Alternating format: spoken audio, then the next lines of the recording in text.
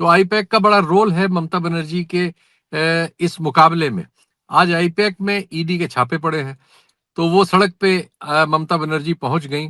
वहां के जो पत्रकारों से बात हो रही थी उससे लगता है कि ममता बनर्जी इसको इमोशनल इशू बनाना चाहती हैं कि केंद्र जो है एजेंसियों का इस्तेमाल करके उनको हराने में लगा है। दोस्तों नमस्कार, आप देख रहे हैं न्यूज नशा। मैं हूं महेश गुप्ता और आज बात हम उस नेता की करेंगे जो कह रही है मैं खुद वकील हूं। पश्चिम बंगाल की मुख्यमंत्री ममता बनर्जी ने चुनाव आयोग के खिलाफ मोर्चा खोल दिया है। मुद्दा है एसआईआर यानी कि पुरानी वोटर लिस्ट की गहन पुनरीक्षण जांच। ममता बनर्जी का आरोप है कि इस एसआईआर के जरिए लोगों के नाम वोटर लिस्ट से हटाए जा रहे हैं और अब सीधा ऐलान कि अगर एसआईआर नहीं रुका तो सुप्रीम कोर्ट में मिलेंगे। अब सवाल यह है कि क्या यह सच में लोकतंत्र बचाने की लड़ाई है या फिर चुनाव से पहले कोर्ट की दहलीज पर राजनीति करने की। आज हम न्यूज नशा पर इसी बात पर खुलकर चर्चा करेंगे। आज हमारे साथ चर्चा में शामिल हो रहे हैं शीतल पी सिंह जी। ये क्या है ये हमें बताने की जरूरत नहीं है, चलिए मैं फिर भी बता देता हूँ कि सीनियर जर्नलिस्ट है। सर नमस्कार। धन्यवाद आपको, आपके दर्शकों को नए साल की मुबारकबाद जी। Thank you sir, thank you sir. Paschim Bengal में चुनावी माहौल है और सर ऐसे माहौल में जब वहां पे एसआईआर को मुद्दा एक उठा हुआ है और ममता बनर्जी खुद कहती कि मैं खुद वकील हूं, यह चेतावनी है या राजनीतिक पंचलाइन? क्या कोर्ट जाना समाधान है या सिर्फ दबाव बनाने की एक रणनीति है सर? देखिए, पश्चिम बंगाल में जो हो रहा है वो दो चीजें हो रही हैं। केंद्रीय गृह मंत्रालय और बीजेपी का डिस्पेंसेशन इस बार वहां चुनाव नतीजे जो पिछली बार वो 77 सीट पे थी उसको 148 वाले बहुमत पे पहुंचाना चाहता है। उसके पास बहुत ठीक सारी है। चीजें हैं। ऐतिहासिक सामर्थ्य है। केंद्र में उसकी तीसरी बार लगातार सरकार बनी है। भले ही इस बार अकेले बहुमत बीजेपी को न मिला हो, लेकिन एक स्थिर सरकार है, कोई इशू नहीं है। संस्थाओं पर उसका बहुत अच्छा नियंत्रण है। और उसने अपने दौर में ये दिखाया कि वो गवर्नर हाउस से लेके हाई कोर्ट्स तक को कैसे एक राजनीतिक टूल में इस्तेमाल कर सकती है। मीडिया तो उसके हाथ में है ही। तो ऐसी सूरत ठीक है। में वो कहीं भी किसी भी सरकार को चैलेंज कर सकती है और ऐसे नतीजे दे सकती है जिसकी कोई उम्मीद नहीं करता। ये उसने साबित भी कर दिया है। महाराष्ट्र में, हरियाणा में, अभी बिहार में, दिल्ली की राज्य विधानसभा में, सब जगह उसने एक के बाद एक, जबकि वो लोकसभा में काफी पिछड़ गई थी, 240 सीटों पर रह गई थी, लेकिन उसके तुरंत बाद उसने ये सब किया। उसमें संस्थाओं का और सबका उपयोग करने में उसका कोई सानी नहीं है। लेकिन बंगाल में ये भी सही है कि ममता बनर्जी नाम की जो राजनेता है वो भी असाधारण राजनेता है। उन्होंने बत्तीस ठीक तैतीस साल बात। के लेफ्ट रूल को और एक बहुत सज्जन चीफ मिनिस्टर को दुर्जन बना के हरा दिया था, और तब से वो सत्ता में है। और उनको सड़क की नेता कहा जाता है। स्ट्रीट पॉलिटिक्स में कहते हैं कि देश में वो सबसे सुगढ़ नेत्री हैं। तो आज अब की बार इन दो लोगों का बंगाल में मुकाबला है। बंगाल की जो डेमोग्राफी है वो ममता बनर्जी को सूट करती है। वहाँ 29-30% मुस्लिम आबादी है और 1% के आसपास दूसरी आबादियां हैं। तो ये सब मिलजुल के वहाँ एक ऐसी स्थिति पैदा करती हैं जिसमें उनके लिए ज्यादा चीजें अनुकूल हैं। लेकिन बीजेपी एक जबरदस्त फॉर्मिडेबल चैलेंज देने वाली पार्टी बीजेपी भी है। उसने वहां के 68% के आसपास जो हिंदू आबादी है उसमें वो बहुमत में है। 38% के आसपास उसको वोट मिल रहा है वहां, 38-39। लोकसभा में 39% तक गया। वो इसको लाना चाहती है 44-45 तक। और उनका वोट जो लोकसभा में 46-47 हो जाता है उसको वो घटा के नीचे करना चाहती है कि वो 42-40 तक आ जाए, 43 तक आ जाए, चाहे 1% का डिफरेंस हो जाए, लेकिन हो जाए। ये एक कठिन लड़ाई है जिसको दोनों पक्ष बड़ी शिद्दत से लड़ रहे हैं।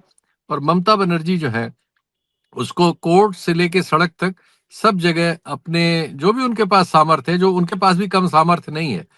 आज उनके यहाँ छापे पड़े ईडी के। आईपैक नाम की संस्था की वो सेवाएं ले रही हैं। पीके नाम के जो सज्जन हैं राजनीति में, वो पहले आईपैक के लिए मतलब ये सब ठेके भी लाते थे और काम भी करते थे और चलाते भी थे। पिछले चुनाव में मैंने उनको इंटरव्यू किया था कलकत्ते में, उनके दफ्तर में ही, आईपैक का दफ्तर। वो सारी चीजें, सैकड़ों नौजवानों को उन्होंने उसमें एंगेज कर रखा था और एक एक विधानसभा की, एक एक तहसील की उनके पास रिपोर्ट्स होती थी। उन्होंने जो दावा किया था वो सही भी निकला था। तो आईपैक का बड़ा रोल है ममता बनर्जी के इस मुकाबले में। आज आईपैक में ईडी के छापे पड़े हैं। तो वो सड़क पे ममता बनर्जी पहुंच गई। वहां के जो पत्रकारों से बात हो रही थी उससे लगता है कि ममता बनर्जी इसको इमोशनल इशू बनाना चाहती हैं कि केंद्र जो है एजेंसियों का इस्तेमाल करके उनको हराने में लगा है। बीजेपी के पक्ष में यह है कि बांग्लादेश में इधर ऐसी घटनाएं हो रही हैं जो हम्म। ध्रुवीकरण की राजनीति को हेल्प करती हैं। ठीक बांग्लादेश बात। में हिंदू हिंदू आबादी के खिलाफ हिंसा हो रही लगातार, जब से वहां से शेख हमारी जो वहां प्रधानमंत्री थी वो वहां से जब दिल्ली आ गई भाग के, तब से वहां अल्पसंख्यकों के, अवामी लीग के समर्थकों के और उस सरकार के जो भी हमदर्द थे उनके खिलाफ हिंसा हो रही है। हिंदुओं के मारे जाने पर भारत में उसमें गुस्सा बढ़ना स्वाभाविक है। ठीक भारत बात है। में 80% आबादी हिंदुओं की है और इस समय की जो राजनीति है उसमें हिंदुओं को लेके बहुत सेंसिटिविटी है। तो वो सेंसिटिविटी हमारी राजनीति की जो है वो हेल्प कर सकती है बीजेपी को, और बीजेपी उसको इनकैश करना चाहती है। घुसपैठियों का एक बड़ा मुद्दा है, लेकिन घुसपैठियों वाले मामले पे थोड़े से आंकड़े उनके खिलाफ जाते हैं। कुछ चीजें फेवर में भी हैं, कुछ चीजें खिलाफ में भी हैं। ये सही है कि ये जो बॉर्डर्ड जिले हैं बहुत सारे, उनमें डेमोग्राफी में बहुत फर्क आया है, ये सही है। लेकिन ये भी सही है कि बीजेपी के कार्यकाल में उतने घुसपैठिए बाहर नहीं किए गए बांग्लादेशी जितने यूपीए के कार्यकाल में हुए थे, जिन्होंने इसका कोई श्रेय नहीं लिया। जो हाँ, बॉर्डर सही बात। फेंसिंग है, बॉर्डर फेंसिंग भी यूपीए के कार्यकाल में करीब 1500 किलोमीटर में हुई। इनके कार्यकाल में 11 साल में कुल 500 किलोमीटर हुई। तो दोनों मोर्चों पर आंकड़े इनके पक्ष में नहीं है, लेकिन वातावरण बनाने में बीजेपी का कोई सानी नहीं है। इन्होंने घुसपैठियों का एक मुद्दा बना के एसआईआर को वहां डाला है, और मुझे तो ऐसा लगता है कि एसआईआर की रचना ही बंगाल जीतने के लिए हुई थी। ये और बात है हम्म, कि अब उसमें देश सही भर बात। में और राज्य भी जोड़ लिए गए। हाँ, वो बिहार से बिहार में इसको सरकारी होती थी। हाँ, बिहार वो से एक अलग उसका बात। ट्रेलर दिया गया था कि ये आरोप न लगे कि बंगाल जीतने के लिए किया जा रहा है। हम्म, लेकिन इसका पूरा जो टारगेट एरिया था वो बंगाल है। लेकिन ठीक। बंगाल में उतनी बड़ी संख्या में वोट नहीं कट पाए, क्योंकि तृणमूल कांग्रेस के पास सरकार भी है और संगठन भी है। तो उसने जगह जगह जो है अपने मतों को रजिस्टर कराया। क्योंकि सरकार होने से जो बीएलओ होते हैं उनमें ज्यादातर उसके ही असर के लोग हैं, और नियंत्रण भी होता है, नौकरी भी तो उनको वहीं उसी राज्य में करनी है। तो वो सारे तंत्र को लगता है कि एसआईआर के मामले में बीजेपी जो समझ रही होगी उतना हासिल बंगाल में करती हुई नहीं दिख रही है। और तो लेकिन जी जी जी, आप कुछ पूछ रहे थे महेश जी। ना, हेलो। ये क्या जो एफआईआर है, इस पर हंगामा हो रहा है, जी लोकतंत्र के लिए खतरा है या ये जरूरी? देखिए, कोई भी ऐसी चीज जो हमारी चुनाव प्रणाली को शंका में डाल दे वो तो हाँ, लोकतंत्र के लिए खतरनाक है। क्योंकि ठीक इस बात। देश में और एक लोकतांत्रिक देश में अगर चुनाव पर लोग शंका करने लगेंगे तो फिर बहुत दिनों तक वो इस सिचुएशन को नॉर्मल तरीके से नहीं लेंगे, और कोई भी एबनॉर्मलिटी किसी भी लोकतंत्र के लिए अच्छी नहीं होती। तो ठीक बात। ये जैसा कोर्ट ने अपने 23 मार्च के आदेश में कहा था 2023 के, जब एक आयुक्त की नियुक्ति को लेकर चैलेंज हुआ था, और उस नियुक्ति को कोर्ट ने भी गलत पाया था और सलाह दी थी कि आप इसका कानून जो पेंडिंग है उसको बना लीजिए, और जो अभी तक व्यवस्था है उसमें फिलहाल चीफ जस्टिस ऑफ इंडिया को शामिल कर लीजिए, लीडर ऑफ अपोजिशन, और सदन के लीडर को ले लीजिए, यानी प्रधानमंत्री, लीडर ऑफ अपोजिशन और चीफ जस्टिस ऑफ इंडिया मिलकर इसको तय करें। लेकिन ऐसा हुआ नहीं। कानून जब बनाया उन्होंने तो उसमें चीफ जस्टिस को हटा दिया और एक मंत्री को जोड़ लिया। तो वो शंका जो है वो वहीं बनी हुई है कि अपनी पसंद के अफसरों को आप नियुक्त करेंगे और उनसे इस तरह की गलती कराएंगे। अब जो सज्जन इस समय मुख्य चुनाव आयुक्त हैं देश के, वो चूंकि होम मिनिस्ट्री में ही एडिशनल सेक्रेटरी थे, उन्हीं के नीचे, होम मिनिस्टर के नीचे काम करते थे, और उनको चुनाव आयुक्त चुना भी जिस टीम ने है उसमें होम मिनिस्टर शामिल थे। प्रधानमंत्री और होम मिनिस्टर के बहुमत ने उनको चुन लिया है, तो उन पर शंका होंगी ही। और जब वो इस तरह के फैसले ले रहे हैं जिसमें वो प्रेस वगैरह में उतना सामने आते नहीं हैं, आरटीआई वगैरह का जवाब देने की परंपराएं बहुत पहले खत्म हो गई हैं, तो इवन लीडर ऑफ अपोजिशन और बहुत सारी पार्टियों को टाइम देने में वो बहुत कंजूसी करते हैं।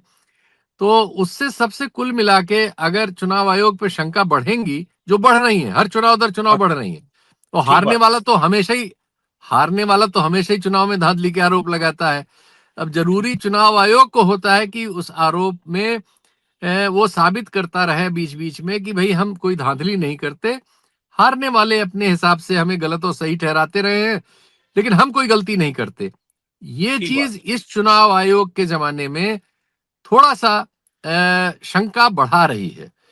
और हम्म। अगर बंगाल में कुछ हुआ तो इनके सिर पे ज्यादा हल्ला गुल्ला होगा, क्योंकि ममता बनर्जी एक ऐसी राजनेता है जो फील्ड पॉलिटिक्स वाली हैं, जैसे मैंने कहा, और वो हल्ला गुल्ला फिर ज्यादा बड़ा कर लेंगी। लेकिन देखते हैं क्या होता है।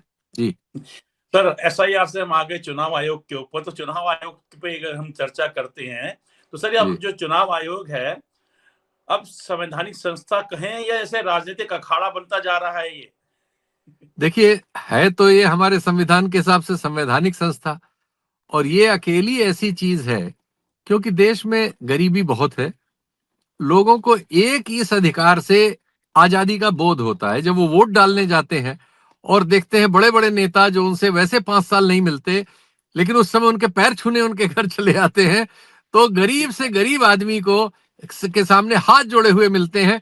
किसी का हाथ ऐसा नहीं होता कि वो ऊपर से हिला रहे हो, नहीं, सब हाथ जोड़े हुए और बिल्कुल झुके हुए मिलते हैं। यही एक प्रक्रिया है जो हमारे देश में लोकतंत्र को सींचती है, सही भरोसा बात। देती है, उत्साह देती है। गरीब से गरीब आदमी को लगता है कि जब वोट मांगने आएंगे तब बताऊंगा, चाहे वो कुछ ना कर पाए, चाहे वो बार बार हार जाए, चाहे सर उसकी जो अपनी। सर जो गांवों के चुनाव होते हैं, जैसे उत्तराखंड में मैंने पहाड़ पे देखा है, मैं तो वहां पे रहा हूँ।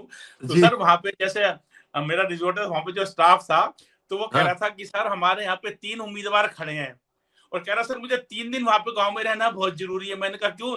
कह रहा सर तीनों जो है 1,000-1,000 रुपए मुझे देंगे, वोट किसको देना है सर वो मेरी मर्जी है, लेकिन अगर मैं वहां पे 3 दिन नहीं रहा तो मेरे 3,000 रुपए मर जाएंगे।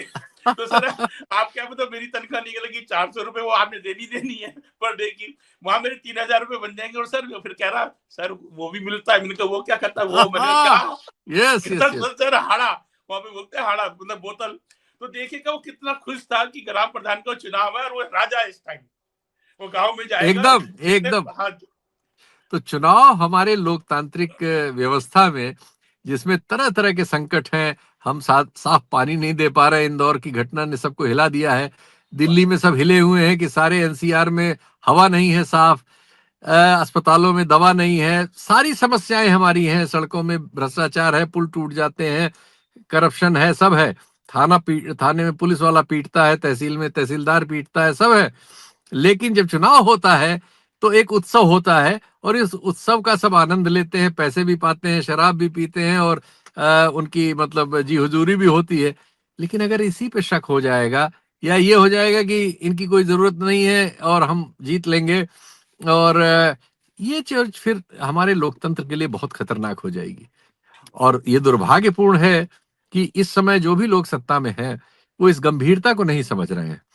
देखिए, इस और सब चीजें आप चाहे जो करते हैं, हर सरकार करती है, और हर सरकार उससे निकल भी जाती है, कुछ थोड़े बहुत फंसते हैं, ज्यादातर तो निकल ही जाते हैं, ये हम लोग देख रहे हैं। लेकिन अगर इस पे शंका हो गई तो ठीक है, हम भूटान नहीं है, हम नेपाल नहीं है, हम बांग्लादेश नहीं है, हम पाकिस्तान भी नहीं है, लेकिन हम भारत हैं। और भारत में अगर इस चीज पर बवाल हुआ तो वो भूटान, नेपाल, पाकिस्तान जैसा नहीं होगा, फिर वो हमारे संभाले नहीं संभलेगा। तो हमें ऐसी किसी चीज में नहीं जाना चाहिए।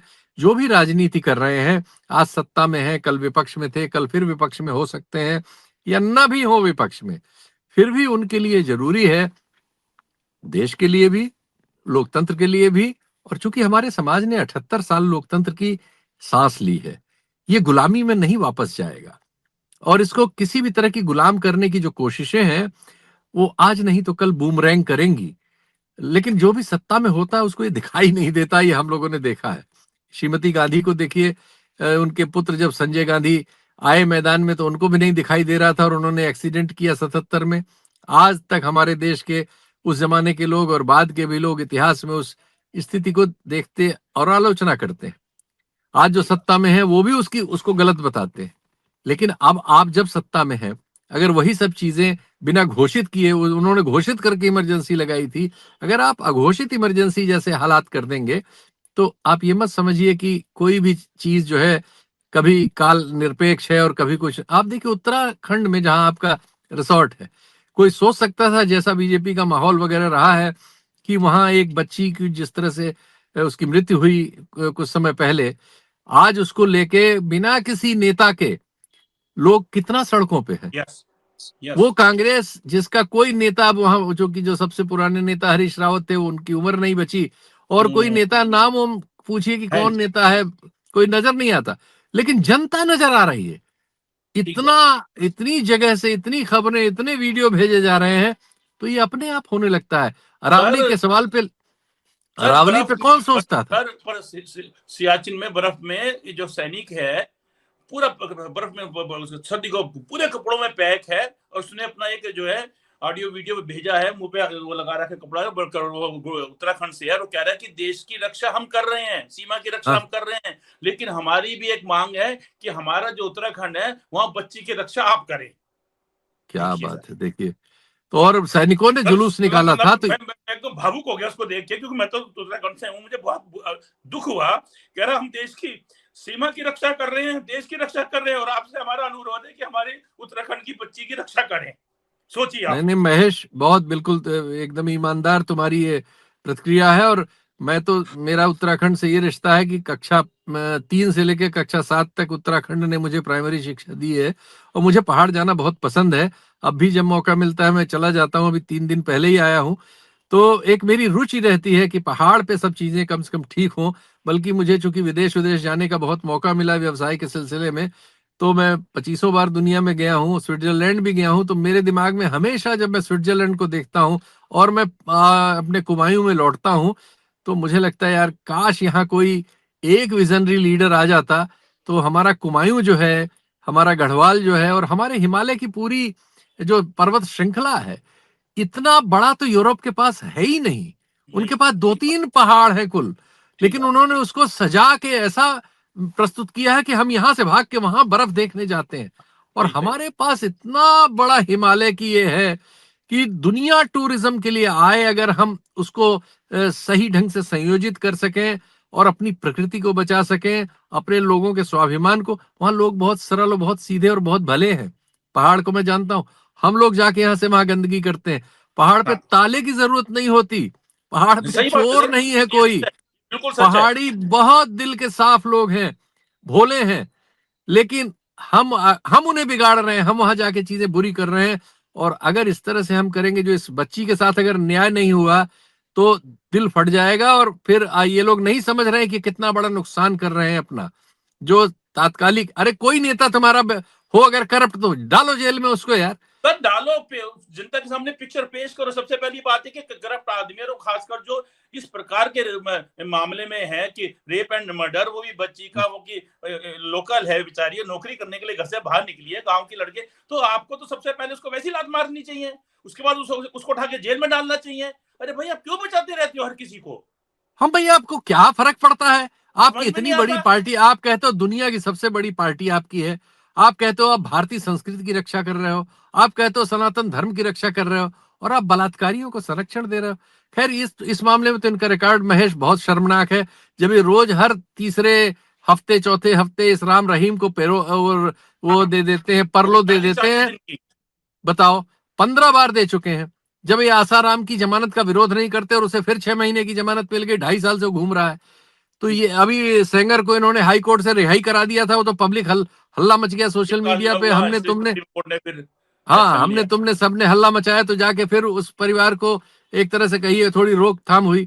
तो ये तो, और उसको देखो, ब्रजभूषण शरण को तो कभी इन्होंने अरेस्ट होने ही नहीं दिया। अरे बाबा, तो उस पे तो बिल्कुल ढीठ हो गए, ढीठ बने तो थे, बने तो ही रहे आखिर। ये बलात्कार वगैरह के मामलों में सेंसिटिव लोग नहीं, चूंकि इनको राजनीतिक सफलता मिलती जा रही है, चूंकि ये सरकारें बना ले रहे हैं, सरकारें बचा ले रहे हैं, चुनाव जीत जा रहे हैं, तो ये सोच रहे हैं इनकी कोई गलती पे कुछ नहीं कोई कर पाएगा। लेकिन ये चीजें इकट्ठा होती हैं और फिर पता नहीं लगता। जैसे आज उत्तराखंड खड़ा हो गया, कल पूरा देश कहीं खड़ा हो जाए बलात्कारियों के खिलाफ, और इनसे संभाले नहीं संभलेगा। ठीक बात। आज आज सियाचिन से वो बोल रहा है सैनिक, फिर गली गली से और हर कैंट से सैनिक बोल रहे होंगे। तो ऐसी नौबत मत लाओ भाई, इन चीजों से सबक ले लो। महेश, आपसे नए साल की फिर से एक बार शुभकामना देते हुए विदा लूंगा। मैंने आपको बताया, आप भी एक प्रोग्राम में जाने वाले, मैं भी एक प्रोग्राम में हूँ कहीं किसी सर दोस्तों के आपसे भी साथ। एक अनुरोध है कि न्यूज जी। नशा के जब तक आपको जो है हमेशा देखना चाहते हैं सर, तो आप जो है समय हमारे लिए भी निकाल लिया कीजिए। नहीं नहीं, जब भी, अरे क्षमा करिएगा, जो भी विलंब हुआ मैं इसकी भरपाई कर दूंगा, जल्दी आपसे शामिल रहा करूंगा। ठीक ठीक सर, नमस्ते। नमस्कार। नमस्कार। और आप हमसे जुड़े रहने के लिए सब्सक्राइब करें YouTube पर, फॉलो करें Twitter पर और लाइक करें Facebook पर। और ज्यादा जानकारी के लिए आपको टाइप करना होगा सिर्फ न्यूज नशा।